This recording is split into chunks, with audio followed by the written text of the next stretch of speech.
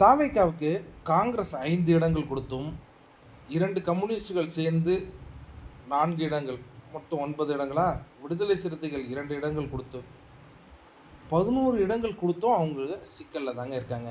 காரணம் என்னென்னா, தாவேகா ஜெயித்தது 108.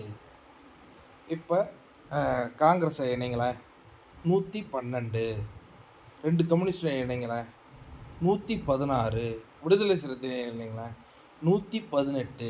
இது பத்தாதே. ஏன்னா விஜய் 2 தொகுதியில் நின்றதுனால ஒரு தொகுதியை வாபஸ் வாங்கி ஆகணும்.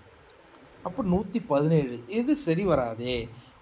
சபாநாயகருக்கு ஒரு தொகுதி கொடுத்தீங்கன்னா அங்கேயும் இன்னும் குறையுது. இப்போ கோட்டீஸ்வரன் என்ன சொல்கிறாருன்னா, போய் ரஜினிகாந்த் அவர்களை பாருங்கள். உடனே அந்த இது ஒரு இன்டர்வியூவில் தான் சொல்கிறாங்க, ரஜினிகாந்தை பார்த்தா என்ன நடக்கும்? ரஜினிகாந்தை பார்த்தா எல்லாமே நடக்கும். ட்விஸ்ட்டு அங்கே இருக்கா? ரஜினிகாந்த் போய் பாருங்கள், எல்லாமே நடக்கும். என்னங்க, பிரைம் மினிஸ்டரே அவர் வீட்டுக்கு வந்து 2014 உங்களுக்கெல்லாம் ஞாபகம் இருக்குன்னு நினைக்கிறேன். அப்போ தான் மோடி வந்து பிரதமராக போகிறார். அந்த தேர்தல் நடக்குது. அப்போ வந்து அவர் பிரதமர் கிடையாது, ஆனால் ரஜினிகாந்த் அவருடைய வீட்டுக்கு வந்தார், பிரதமர் ஆகிட்டார். நீங்கள் போய் பாருங்கள், உங்களுக்கு ஒரு நல்லது நடக்கும் அப்படின்னு இப்போ கோட்டீஸ்வரன் சொல்லியிருக்கிறார்.